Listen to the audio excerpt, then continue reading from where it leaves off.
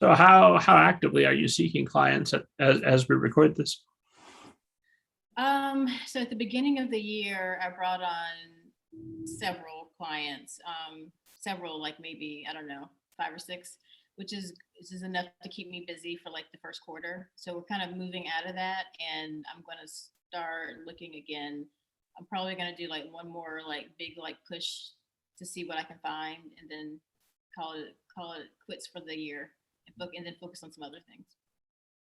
So I am looking, but I mean, I'm always looking, like it's hard not to like want a good story. You know what I mean? Like I'm always excited by like really great stories. So it's just a matter of like, if I'm not looking at my submissions, sometimes my assistant is, and I have asked her, if you see something that's really good, even though I'm not looking, let me know.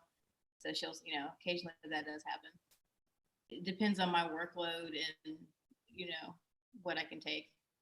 I'm looking for less and less editorial the busier I get, but occasionally I'll find something and it just resonates with me for some reason, and I'm like, I don't care that it needs a lot of work. I want to see if we can get this like in really good shape and get it sold. That happens.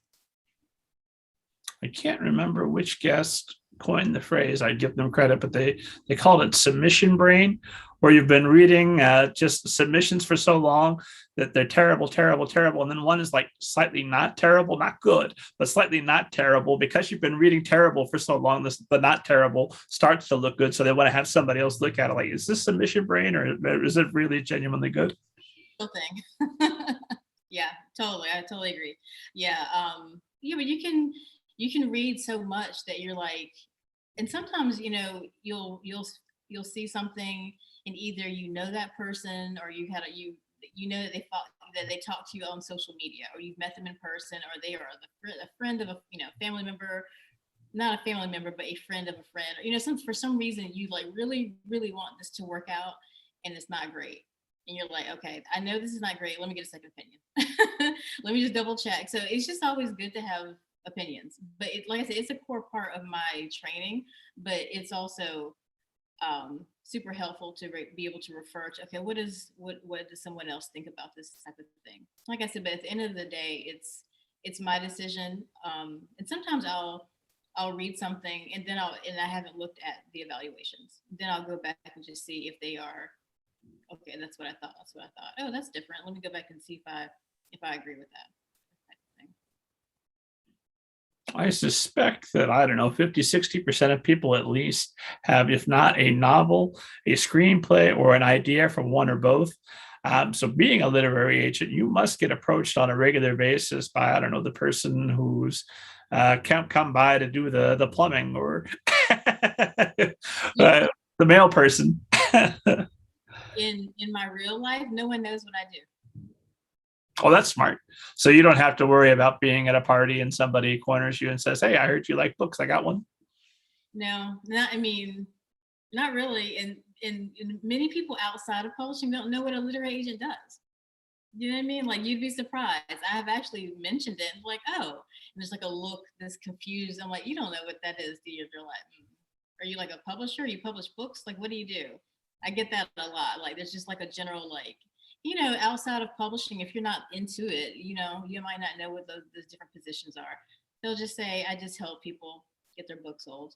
And they're like, oh, cool. That's it. So there's not, in my real life, like, no one really knows. They just know I like to read, and I have books around me like everywhere. That's it. Oh, she's always like writing on her laptop. That's it. Yeah. So big surprise, but yeah. Well, whatever it is, she seems to be doing well with it. So Bookish her. That's about it. Even like for a long time, my mom was so confused. She was like telling people I was like a publisher. I'm like, Mom, I'm not a publisher. I'm like, what do you do? I mean, I know you do something with books. I'm like, yes, I help people write. Help them with their books, get them sold. So my wife works in the tech sector. And so I've given up trying to explain to people what she does for a living, and she'll explain it and they'll just stare at her blankly and go, "Uh-huh." So I just say she internets for a living. Don't worry about it. It's going well. If you're not in the sector, it won't matter. So okay, so as far as all the folks that listen to this show who are very clued in, they know what's going on with publishing. They're going to send you the finest written queries. So how are they going to get your attention? What types of projects are you looking for right now? Okay. What am I looking for? That I do try to update my website because it changes. What I'm looking for changes. Sometimes I'll say I'm looking for this particular thing. I'll get a lot of it. I'll find like one or two that I want to work on, and then okay, I'm burned out. No more of that. So I do definitely, sometimes I'll tweet about like what I'm looking for, and I update my website. But to answer your question, what am I looking for? I still have. Let's see.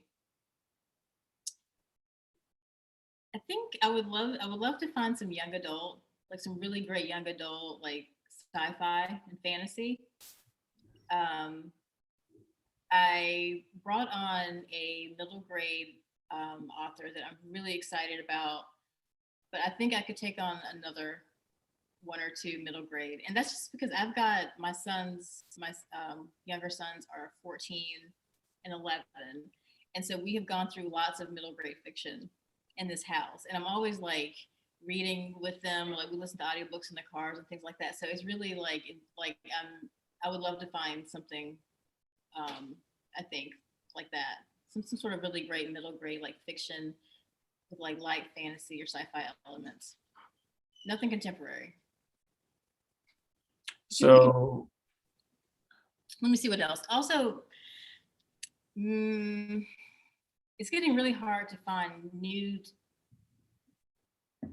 or fresh domestic suspense because it's such a. I'm talking about kind of like the Gone Girl type books. Those are very. It's getting overdone. You know what I mean? It's hard to find something that's different from what's already out there. But if I could find something that was different, I think that would be interesting. And mystery, I always love. I think mystery and thrillers and suspense is kind of like my jam at the moment.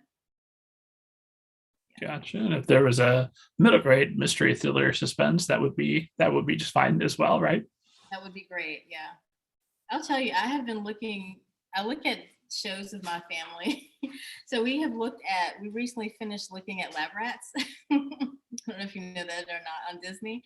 It's about like these kids with like bionic powers or whatever.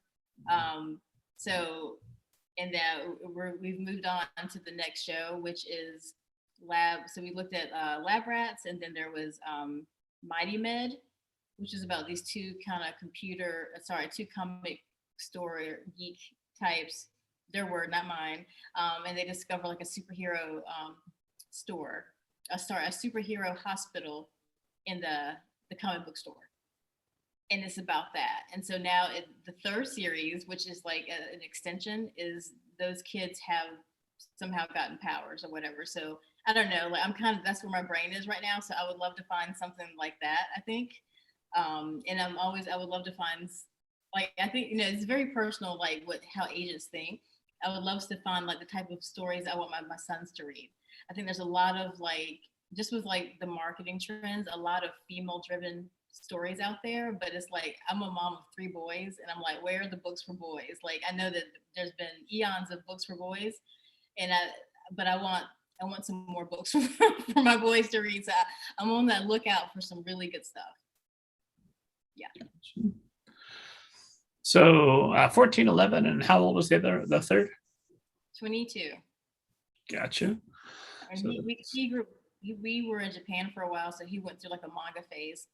So I'm not into manga. I don't represent it, but I love Japan as a setting for like mythology based on like Japanese like culture. That's always like an interest as well. So if somebody sends you a middle grade book for boys, is part of the approval process going to be to turn to your sons and say, "Hey, what do you think of this?" I might. I might actually, with the client that I currently have. I told my son, my 14-year-old, about the story, and he read like the first couple of pages, but then kind of just like got busy with other stuff, and I didn't go back. And I had already read it and knew that I loved it, and so but I did want to get his take. So I will eventually get him to read it, even though he's a client. He's already on submission, being read. But yeah, I probably would at least like, here's what this is about. Does this sound interesting to you? Well, I mean, you'd be wasting a resource not to, right? Yeah. And fortunately, he loves to read. They love to read, so.